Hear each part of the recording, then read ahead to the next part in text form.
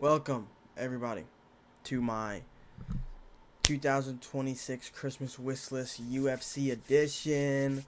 I have a black thing there covering each of my wishes for next year. And I'll slowly review each one as we move on to them. But yeah, it's time. Christmas is tomorrow. Today's Christmas Eve. Um, well, you know, this is getting posted on Christmas Eve, but I'm recording this Christmas Eve on Tuesday. So, but yeah, as you're watching this, today is Christmas Eve. And I can't wait to get into this list, man. I have a lot to talk about here. But let's start it off with first on the list, Charles Jourdain, getting into the top 10 of the bantamweight division. This is something that I have wanted. Here he is. Charles Jourdain is my favorite fighter. Don't mind my bed, by the way. I'm getting stuff ready for Christmas. But yes, Charles Jourdain is my favorite fighter. I'm gonna look at something real quick. All right. Charles Jourdain is my number one favorite fighter in the UFC. And I've been cheering him. I've been cheering him on for a while now. And I'm just ready to see him do well. He has spent most of his career in the 145-pound division, undersized against most of his competition. And now that he's at 135 at bantamweight, he is really making a name for himself. He beat Victor Henry. Victor Henry, right? Is his name? Victor Henry. For some reason that doesn't sound right, but I think that's who he beat. And then in his most recent fight, he beat and finished Davy Grant in the first round, who is tough to beat, especially as an up-and-coming prospect. Many of them lose to Davy Grant. If you're being real here, and you score Davy Grant fights the way that they should be scored, Davy Grant has only lost like twice in his last like 10 fights. Even though his record don't suggest that. There were some bad decisions. Davy Grant should have beaten Adrian Yanez. Davy Grant should have beaten Daniel Marcos. I believe there was another one in there that he lost to that he should have beaten on the scorecards. Davy Grant beats a lot of prospects. He beat Damon Blackshear. Some other names. A lot of guys genuinely find a hard. I mean, Davy Grant beat Jonathan Martinez. Davy Grant really is a hard person to beat, and Charles Jourdain did it in one round like it was nothing. Dropped him and subbed him with his guillotine. I mean, Charles Jourdain is really, I believe he's going to be one of the best bantamweights on earth at some point. I'm just hoping that this year he at least gets into the top 10 of the bantamweight division. Now he could take on Raoni Barcelos. This is a fight that is very interesting. Let me fix that. This is a fight that is very interesting at the moment because Raoni Barcelos is another Davy Grant. He's been beating a lot of up-and-coming guys. You can see in the background, he beat Peyton Talbot. He then beat Cody Garbrandt. He just beat Ricky Simone. I know that Garbrandt and Simone are not up-and-coming guys, but they're still guys that should have beaten Raoni Barcelos when these fights were made. And Raoni Barcelos, didn't he also beat... Who else did he beat? Kyler Phillips? No, wait. Kyler Phillips... Wait, did he beat Kyler... No, I think Kyler Phillips beat him. But there are some other guys. Yeah, dude, Raoni Barcelos is on an amazing streak right now of some really good names. And even though Raoni Barcelos is unranked, which is unfair to him, Charles Jourdain getting a win over him right now would be really good for the career of Charles Jourdain because of a lot of people see Raoni Barcelos as this prospect killer right now in the division. So that'd be really good for Charles to get. This wouldn't get him into the rankings, but I know which one would. Charles Jourdain recently called out Marcus McGee. This is who Charles Jourdain wants to fight. Now, Marcus McGee lost his last fight to the current champion, Piotr Jan. Now, Piotr Jan was not the champion when they fought, but that was Piotr Jan's last fight prior to winning the belt against Merab. So Marcus McGee, a win over him right now looks very good in the division because his last fight was against Piotr Jan. Even though he did lose, even if you fight somebody, if you lose to him, but even if you fight somebody and they're going to be champion in their next fight, I mean, that looks good for you because you fought him. You know what I'm saying? So Marcus McGee is really good. His last win was Jonathan Martinez, yeah. So again, he's older in terms of age, but he's young in his fight career. He doesn't have much mileage on, so he still performs at a really good. He still performs really good physically, and a win over Marcus McGee would get Charles Jourdain in the rankings. It wouldn't get him top 10. Let me check real quick, Marcus McGee, where he's at in the rankings. Let's see here, bantamweight. Marcus McGee is he's tied with number 15 against Montel Jackson, so that's odd. But yeah, this is the fight that Charles Jourdain called for. This is the one he wants. I think it's a beautiful matchup. Winnable for both guys. This would make me nervous as a Charles Jourdain fan. I'm very confident Charles Jourdain beats Jaime Barcelos. So, as a fan, I don't know which one I'd choose. Do I choose the easier one or do I choose the harder one that gets more ranking? Probably the ranking. I want him to go against Marcus McGee. But Charles Jourdain, if he were to... I believe his next fight... Charles Jourdain does have a fight signed. He does have a fight signed. He said it on Twitter. He said this next one's going to be fun with the writing emoji and the pirate flag emoji. So yeah, Charles Jourdain, I believe his next fight will either be against Jaime Barcelos or Marcus McGee. Either way, I'm excited and I'm here for the ride. Okay, next. Next on the list.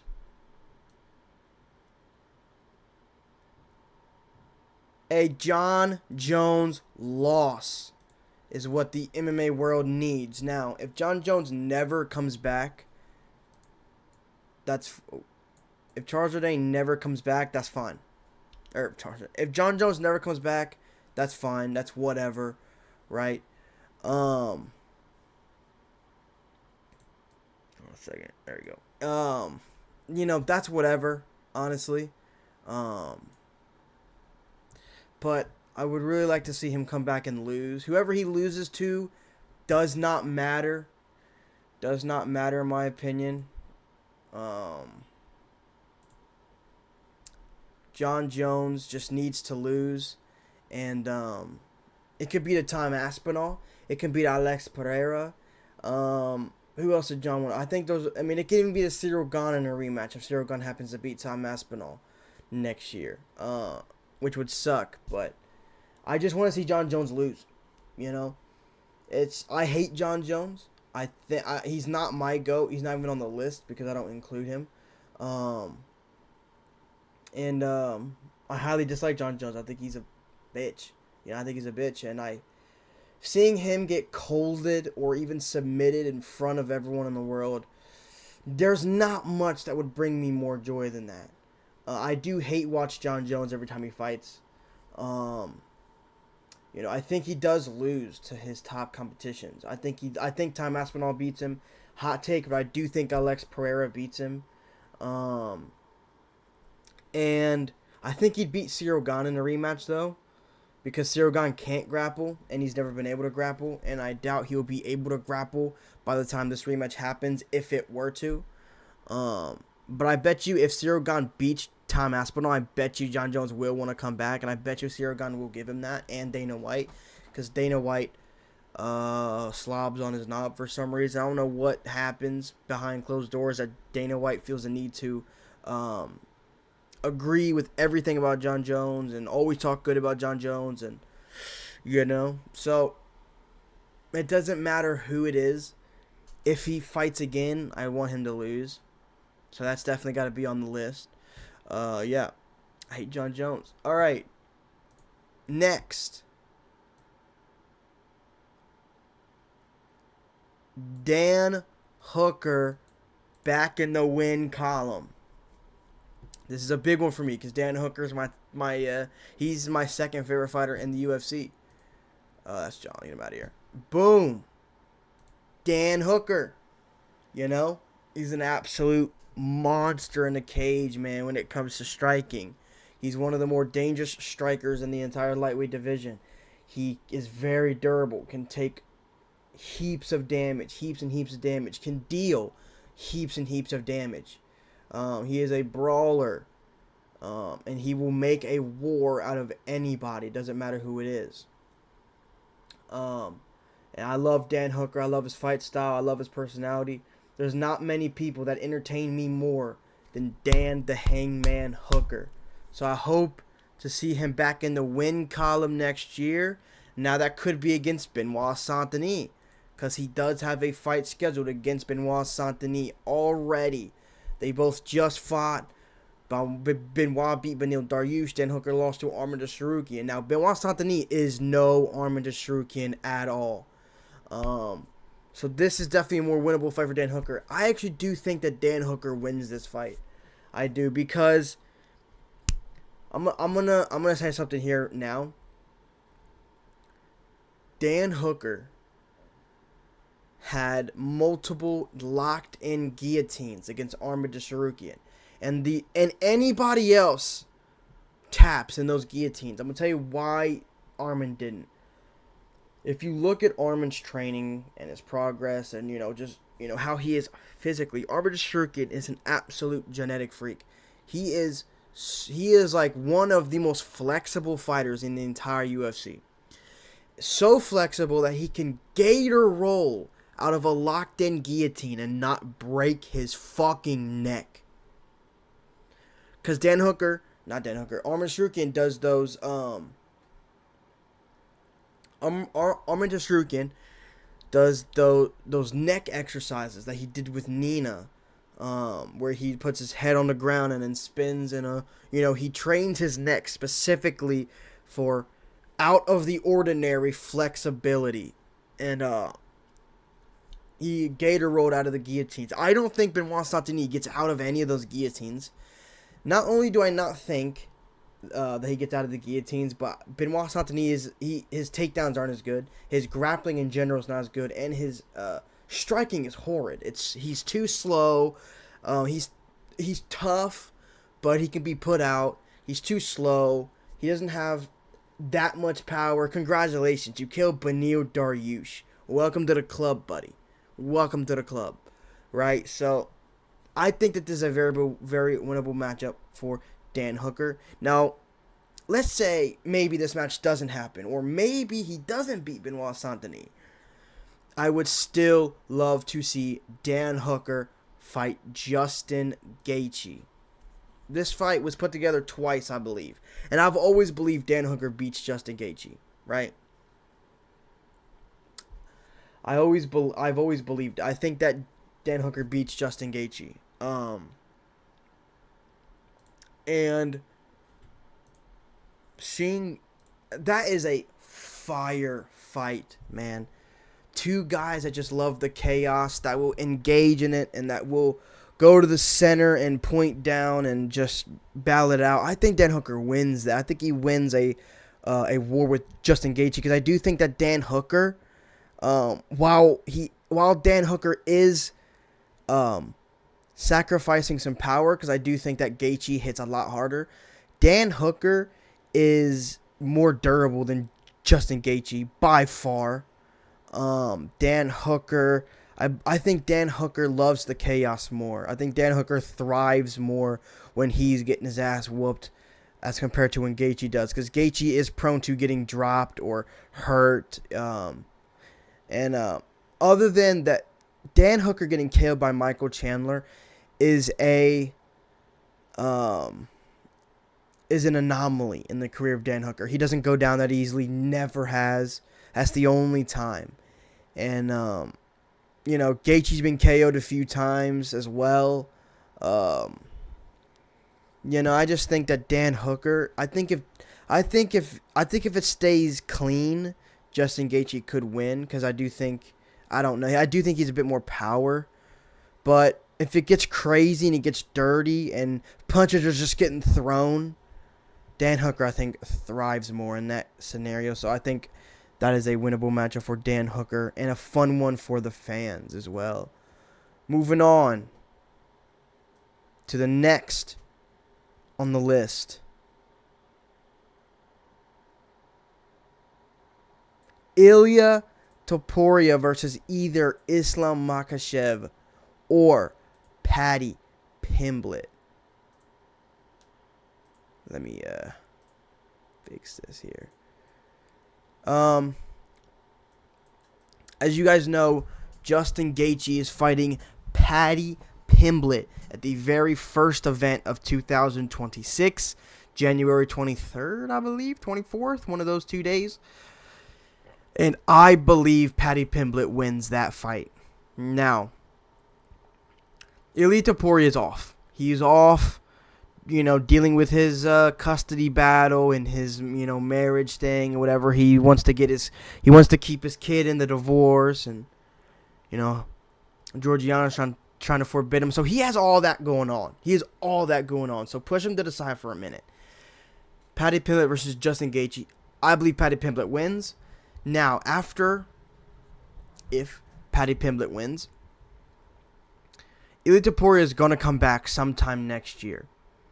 And if Paddy Pimblett beats Justin Gaethje, I would love to see Paddy Pimblett versus Ilia Topuria. That fight is beautiful. There's history. They've fought backstage. They've went together. They've. Okay, I got interrupted, but we're back at it. What was I talking about? Yeah, so if Paddy Pimblett wins against Justin Gaethje, I want to see Ilia versus Paddy. Like I was saying, they have history. They've fought backstage before. Things have been thrown. They've went at each other's throats at a press conference. All of this. They've been back and forth on Twitter. These two hate each other. And if we don't get this fight, I would love to see Ilia fight Islam Makhachev. Obviously, this is the fight that we should have seen a while ago, but Islam decided he wanted to move up, and he beat Jack Della Maddalena. Now he's a two-time division champion. What a better time. Two-time champion Ilia Topuria versus two-time champion Islam Makhachev. Two-division champion, should I say.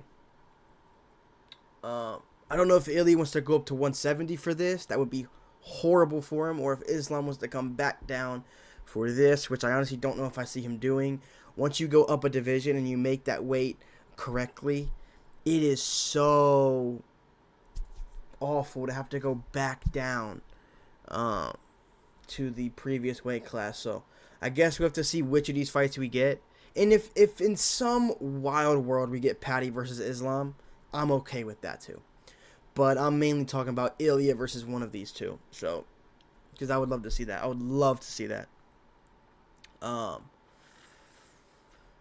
But yeah, I think, I don't know, man. I think Islam beats Ilia, and I think Ilia beats Paddy, unfortunately. Although I do think Paddy think Paddy is the hardest matchup for Ilia in the 155-pound division, because he has very underrated grappling. The dude can grapple like no other. It's very good. And Paddy Pimblett's striking could even be an issue for Ilia, because he's so much bigger. He's like twice the size of Ilia Topuria. And Paddy Pimblett scarpers on the outside. Hard to track down. And if you get close enough, he might throw a jumping switch knee, which with the size of Ilia would probably be a bit detrimental for Ilia if that gets thrown at him by Paddy. Even his head kicks are really nice. Patty's long strikes. He's a very long reach. So Patty can make something happen on the feet, just style-wise and physicality-wise. So, but I don't. I mean, betting against Ilia Topuria has become a loser's game. So, probably gonna go with him. But Islam will beat Ilia, I think. Although Ilia has a better shot at 155. Moving on to the next on the Christmas list. Oh, no! Don't grab the box. Grab the black box. There we go. Tom Aspinall beats Cyril Gane once and for all. Right? That's what we want to see. This is what we want to see here. Tom Aspinall beats Cyril Gane once and for all. We know how the last one turned out. Cyril Gane cheating, using his fucking heavyweight baguette-ass fingers to double eye poke. Tom Aspinall, you know what I'm saying? Fucking double poke. He double poked Tom Aspinall so nastily. I typically am on the side of the fouled. You know, I was all on Aljamain Sterling's team when the Pyotyan stuff happened with the knee. You know, I'm just usually on that side because if you cheat, you cheat. That's all there is to it. And Cyril Gane cheated, and he does it every fight. He does eye pokes a lot. He does back of the head strikes a lot. It's every fight continuously. So to even see anybody defending Cyril Gane is embarrassing and shameful.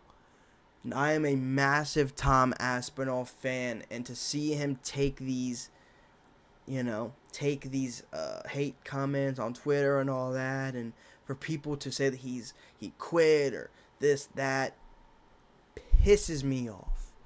And I want to see Tom Aspinall back in there 2026 against Cyril Gane and lay him out cold.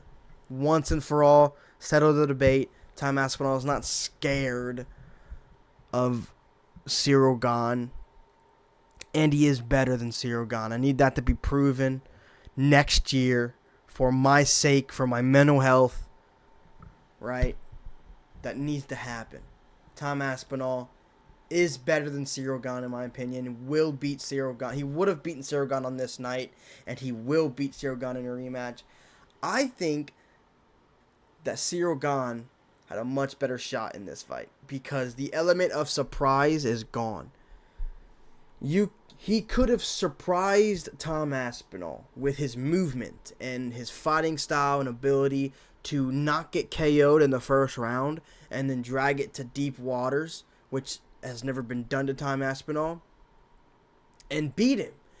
But now that Tom Aspinall has had about like 4 minutes, almost 4 minutes to understand Cyril Gane's movements and understand his style, and because he was in there for about 4 minutes with Cyril Gane, he can use those 4 minutes in the rematch to track down Cyril Gane much earlier, which is bad for Cyril Gane in my opinion. So that's all I'm gonna say. I'm gonna save the rest for a prediction video, but I want to see Tom Aspinall lay him out cold 2026 and prove once and for all that he's better. That brings us to next on the list, Aspinall versus Pereira. We have to see Aspinall versus Pereira. If Cyril Gane, or if Tom Aspinall beats Cyril Gane in 2026, and Pereira, I assume Pereira wanted to fight John Jones at the White House. Alex Pereira has confirmed that request has been denied. So I assume that Alex Pereira is going to stay at light heavyweight, and he'll probably defend against Carlos Ulberg. I believe Pereira beats Carlos Ulberg.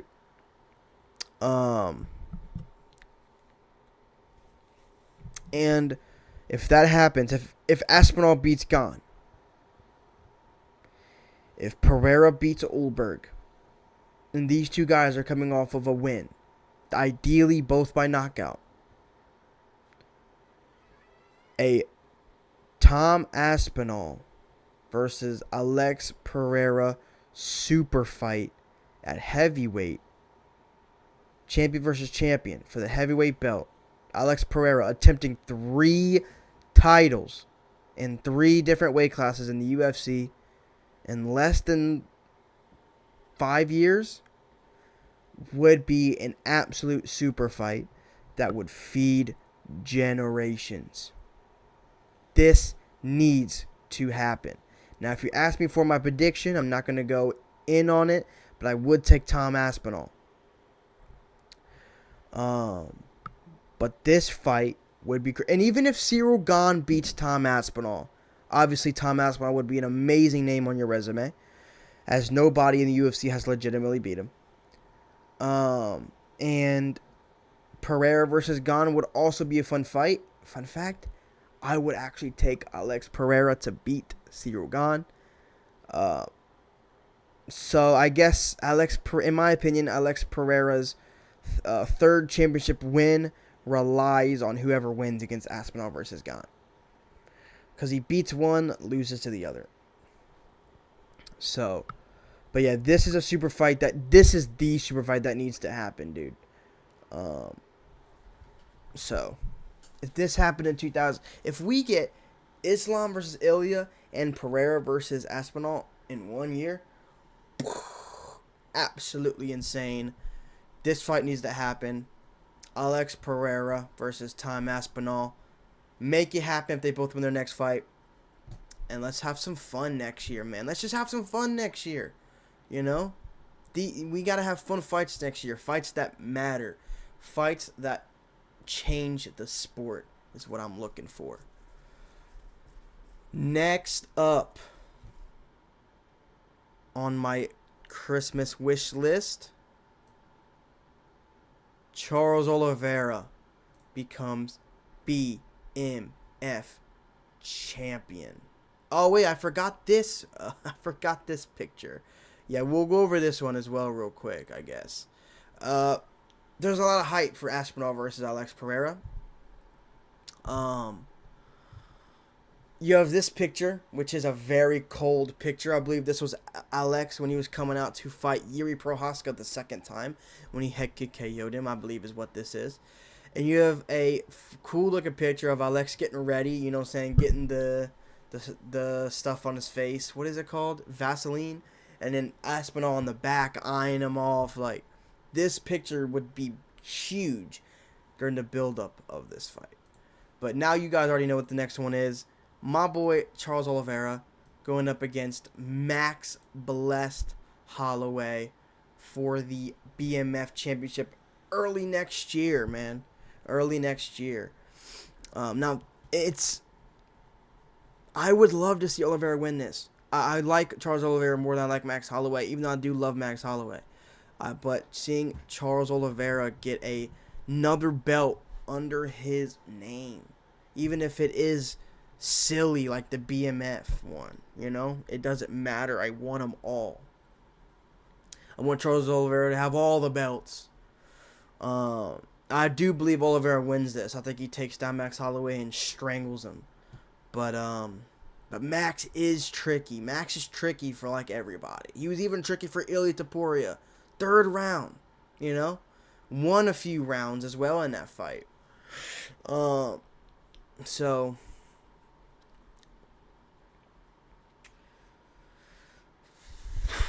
obviously Charles Oliveira. Both of these guys won last year. Oliveira came back after his massive loss to Ilya, submitted Mateus Gamrot, the first guy to ever finish Mateus Gamrot. Max Holloway finally gets his redemption over Dustin Poirier in his retirement fight. So both these guys are coming off some decent wins, relevant wins in the lightweight division for the BMF belt. Now, I do think that this card's a bit weird because I think this card is in Las Vegas, yeah? But the whole main card is Brazilian up and down. This should be a Brazilian card, man. This should be a Brazilian card. You have Oliveira in the main event. You have Paulo Costa versus Ferreira, both Brazilians. You have Money Moicano on there, Brazilian. I know there's somebody else on that card. So it's a bit odd to me that this is a Las Vegas card and not a Brazilian card. Now, when you go to Brazil next year, you're gonna have to work to find a really good card. When this would have been the one. It's a stacked card with good Brazilians on it. So I am a bit confused, but I need Charles Oliveira to win this, man. Charles Oliveira's him, man. I love Charles Oliveira, one of my favorites in the sport. One of the most entertaining in the sport. Someone that you just can't help but love. If you don't love Charles Oliveira, I question your character a lot. You know? Same with Max Holloway, though, honestly. He's done nothing but good for the sport, man. Entertaining every single time. Knockouts, championships, competitiveness. You know what I'm saying? So this fight's going to be really good. And I just hope to see Charles Oliveira get that BMF strap.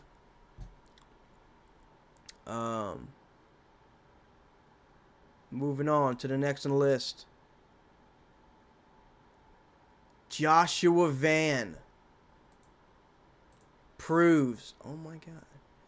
Joshua Van proves that he is the best 125er on the planet is my next one.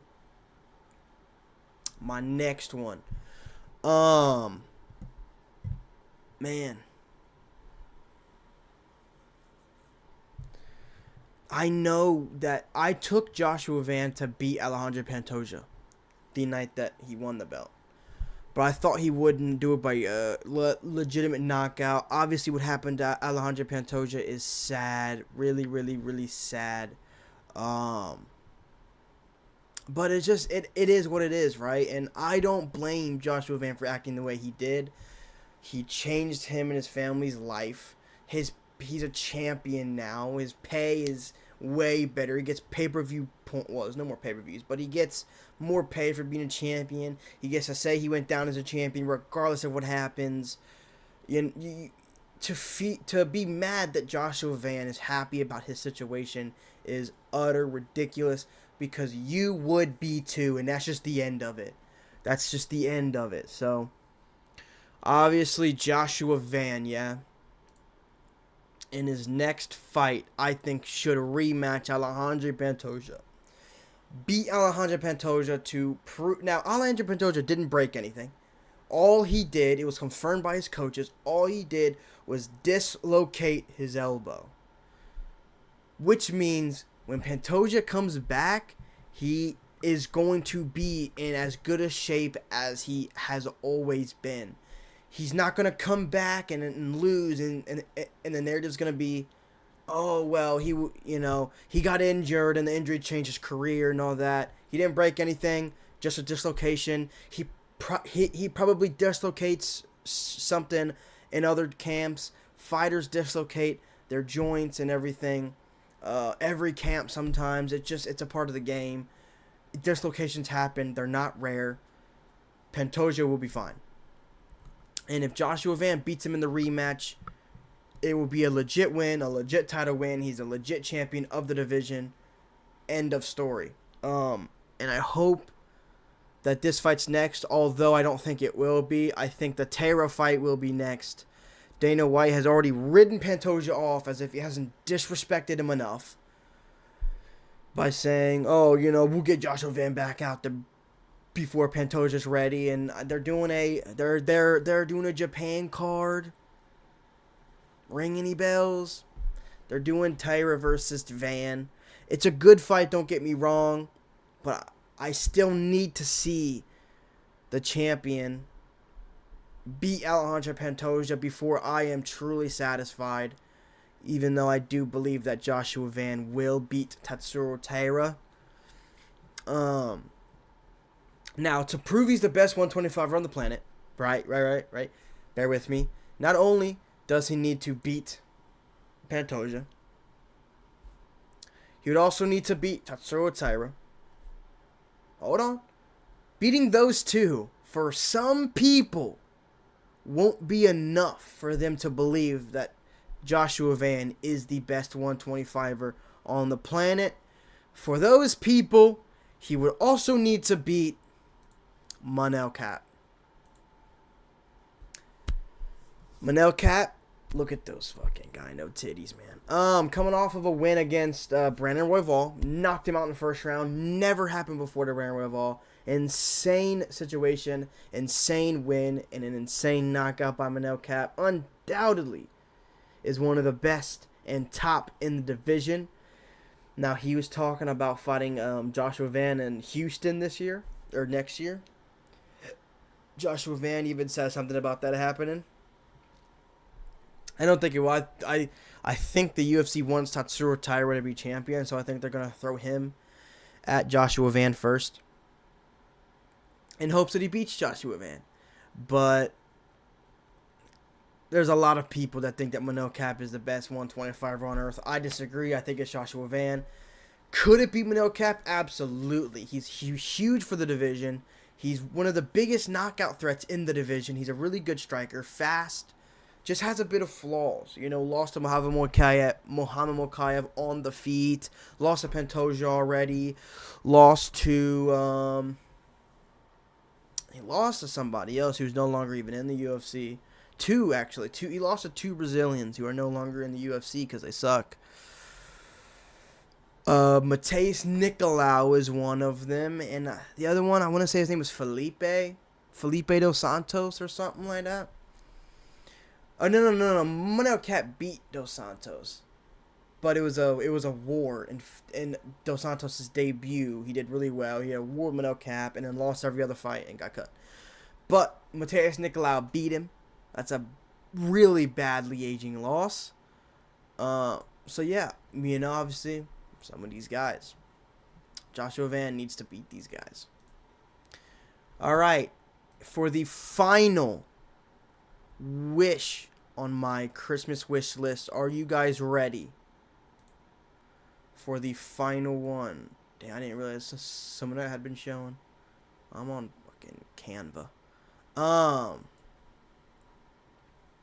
you guys ready for the final one?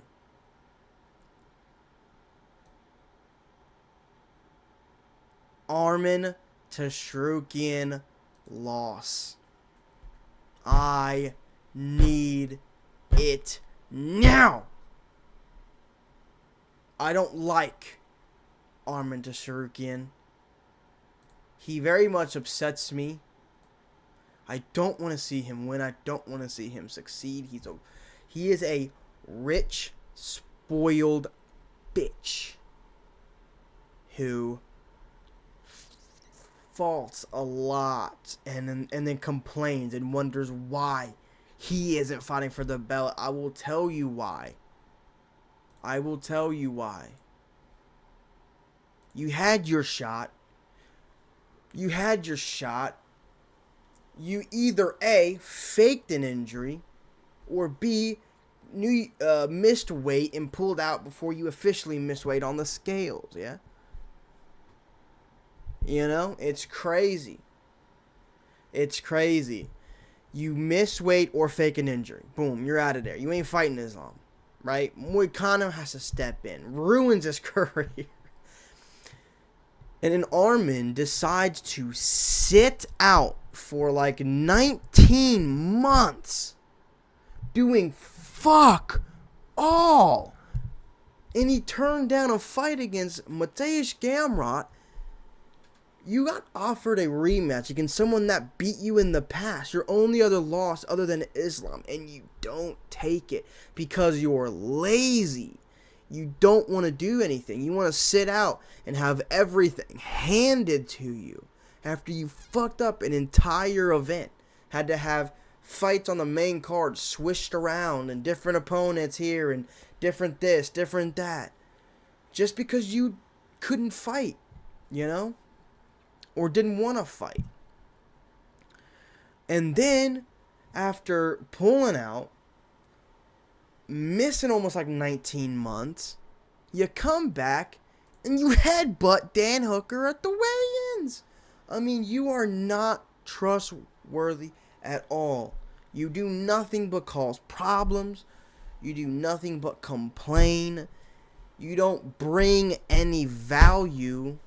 You don't bring as much value as the mistakes that you cause. You know what I'm saying? Like, you're a nuisance. You're a liability, Armin. You're a liability.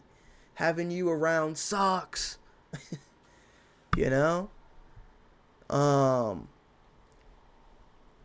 And I want to see you lose, dog. I want to see you lose. That's it. That is my 2026 Christmas wish list right there. Pull it up here. Charles Jourdain, top 10. John Jones loss. Dan Hooker back in the win column. Ilya versus Islam or Patty. Tom Aspinall beats Gane once and for all. Aspinall versus Pereira. Charles Oliveira becomes BMF champ. Joshua Van proves he's the best 125er. And then Armin Tsarukian loss. Let me know what you guys think in the comments down below about my list. Do you agree with any of these? Do you disagree with anything I said in the video? You want to argue about it? Put it in the comments, man. I respond to every comment. But yeah, I'm just ready to get these rolled out. I'm ready to, and at the end of the year, right? December 2026, I will come back to this video. I'll come back to this list right here, and we'll talk about it. We'll see how many happened, how many didn't happen. And then we'll make a new list in the same video, and so on and so forth. We're gonna continue this trend. All right. So, but yeah, thank you guys. I have to edit this. I have to go and get Christmas ready, man. I have to go wrap some presents, man. Christmas Eve is tomorrow.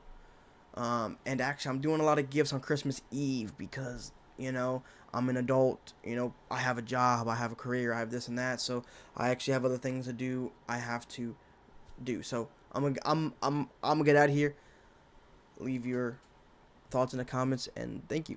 And I hope you guys have a Merry Christmas. I hope you guys get everything you want. I hope you guys gave something, man. You can't, you know what I'm saying? Can't just receive and never give. You know, Christmas is about giving. So hopefully you guys get what you want. Hopefully you guys give as well. Make some people happy. Maybe it's your family, your friends, your girlfriends, your boyfriends. Make somebody happy this Christmas, because hey, Christmas, at the end of the day, Christmas and every other holiday is just all about the time you spent with your loved ones. So, but I hope you guys have a Merry Christmas. Stay positive about things, and yeah, I'll see you guys when I see you. I don't know when my next video is gonna be. Probably, I don't know. We'll see what I can cook up. But yeah, appreciate you guys, and I'm out of here.